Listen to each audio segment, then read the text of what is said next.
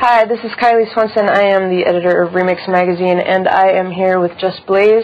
We just did a producers panel in the other room, and now we are going to just talk a little bit about one thing that I heard you talk about in the panel that was really interesting to me, and that's demo-itis. Because I, myself, am really afraid that whenever I, as an artist, make a demo, I will never like the reproduction, the re-recording of it as much as the demo. How do you recreate that so it's like the demo or captures that initial feeling? You know, over the years, I've kind of realized it's a matter of balance. On one hand, demo-itis can be a good thing because sometimes it can just wake you up to the fact that maybe this record doesn't need to be redone. You know what I mean? On the other hand, if you're going with a producer and it's a producer that you obviously went to for a certain reason, sometimes you have to just trust their judgment and their faith. Like, I've had arguments with artists where I'm like, listen, like, trust me, this needs to be done over. We need to change this. We need to change that.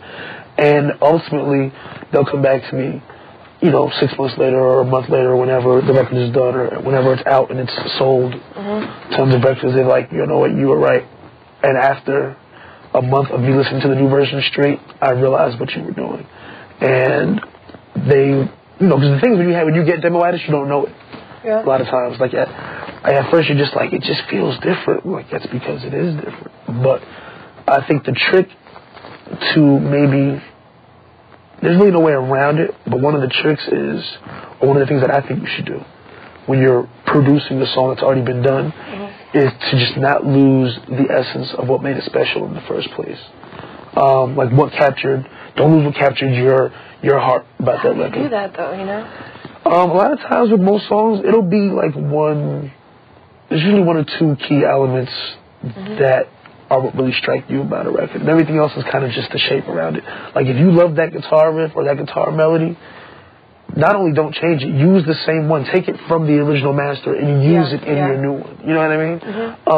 There are certain records that I listen to and I realize after listening to it for a while, I'm like, that's the part of the song that gets me. So I need to make sure that I capture that part or keep that part, no matter what I do with it. Even if I make it from a hip-hop record to a house record or vice versa or a rock record or whatever.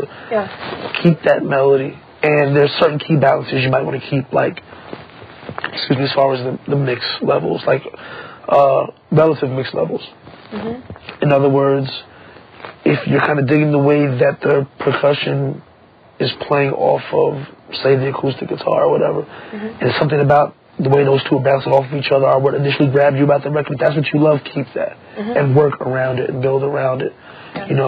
There's really no sure shot way to get around demo-itis. It's just really a matter of faith in the producer. And if you really feel that strongly about it, then go with your gut and don't change it. But just remember, you're running the risk of shutting down what could be an even greater record. Okay. When especially for, like, say, a rock record, I mean, if you're, I know you don't use the MPC as much anymore, but if you've got beats that are sampled beats and, that's something that recreating that track or just using those original beats, that's not a problem. But if you have, like, I know you play V drums, if you have a rock kit or, a live kit and you're going from, like, okay, I use some Reason beats or battery beats, and then now I want to actually record a live drum kit. Now that's like a totally different feel and sound. And that's another thing, like, how can you recreate that song and still capture that original feeling? You might not need to. In my honest opinion, sometimes when I go back and do things like that, I realize I'm doing it for no other reason but just for the sake of doing it. Like, think about this. With the technology we have these days, you can get the smallest, thinnest sounding drum loop to sound pretty big. Okay. You know what I mean? So it's like, why are you going over with an acoustic drum track for? You know what I mean? It's like, I've been in sessions where I'm doing that. And I'm like, all right, I'm going to go play the drums over it. And then after like 20 minutes, I'm like, but why am I doing this? Just because I have a drum set in front of me and because it's like part of the standard whatever. Like, you don't just use drum loops. You've got to program drums over it or have acoustic drums over it. There is no rule. Yeah. So this goes back to another thing we were saying. Just only do it if it's necessary. Okay. You know what I mean?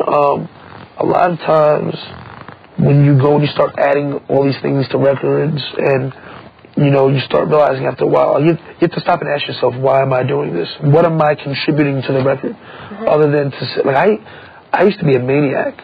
When the Korg Triton first came out, or not when it first came out, when I got my own, and I first got the TR rack. Actually, I never had a keyboard. When I got the TR rack and the MP, and my beats alone, they used to have to bring in a 3348 machine, which was the old Sony digital 48 track tapes, just for the music alone. Meanwhile, the average rap record back then was like 24 tracks probably total with vocals and everything, you know, and here I am coming in with a 3348 and maybe, you know, a APR 24, some other 2-inch machine. And after a while, I'd have a track for this triangle that just came in one time and you didn't even hear it. Yeah. And there were these like six sets of shakers, and it was just like, after a while, I was just saying to myself, why am I doing all this? Because I had this machine and I'm extra hype and I want to use every sound and every output, and track it all, you know, and some of the stuff that I was doing back then had a very big, grand, epic sound to it, so it kind of made sense, but at the same time I could have gotten that same effect using a lot less. And I just really came to realize it's a cliche, but less is more a lot of times. And also the other thing is, when you're dealing with in hip-hop, a lot of times we make beats and don't even know where they're going to go yet. And I think one of the problems I see with a lot of younger producers, and it's the same thing I used to do, is because you don't have an artist right there in front of you, rapping right in front of you when you're making a beat, you tend to fill it up to the point where there's no room for a rapper anymore. And you're sitting here in your bedroom like, oh, this is great! Like, and then when the rapper hears it and will like it, and then when they go try to rap to it, and they're like, there's no room. There'll be so many times where I'll be in the studio, and the rapper will be like, yo, I love this. Like, this is crazy. And then they will go in the booth and be like, yo, the beat is swallowing me alive. Yeah. You know, so you kind of have to remember less is more and leave room for the artist so that you can build on it after. Yeah. You know what I mean?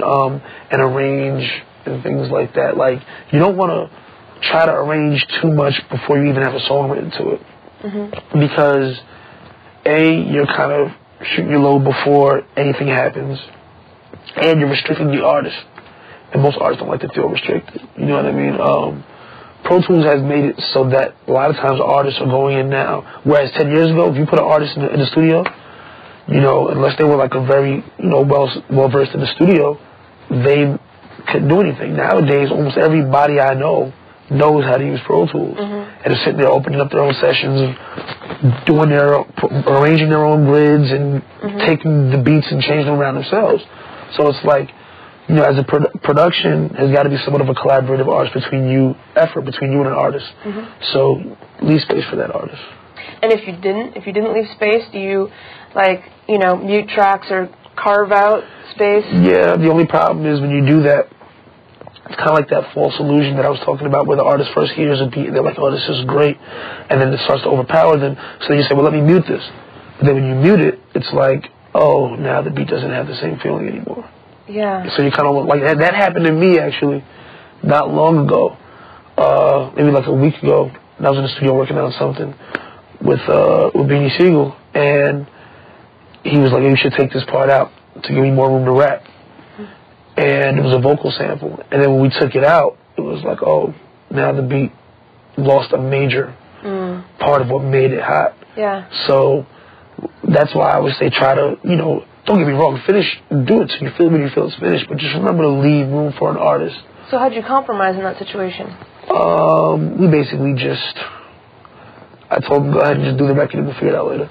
Okay. You know, more than likely what I'll probably do is turn the vocal sample down some and maybe run it through some kind of a stereo widener so that it's not so much in your face, because his vocals have got to sit here.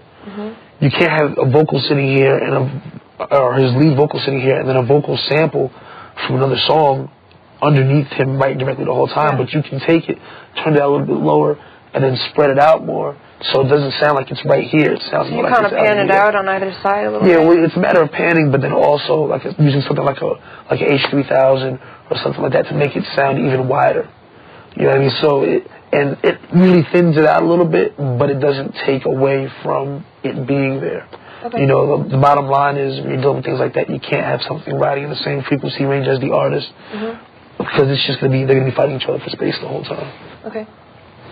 And that's pretty much how. I mean, that's not how we have fixed it because we haven't finished it yet, but that's pretty much what I'm planning to do. Okay. Cool. Thank you so much for your time. No problem. Thank you for having me. Yeah, absolutely. Cool. And see you guys later. Yeah.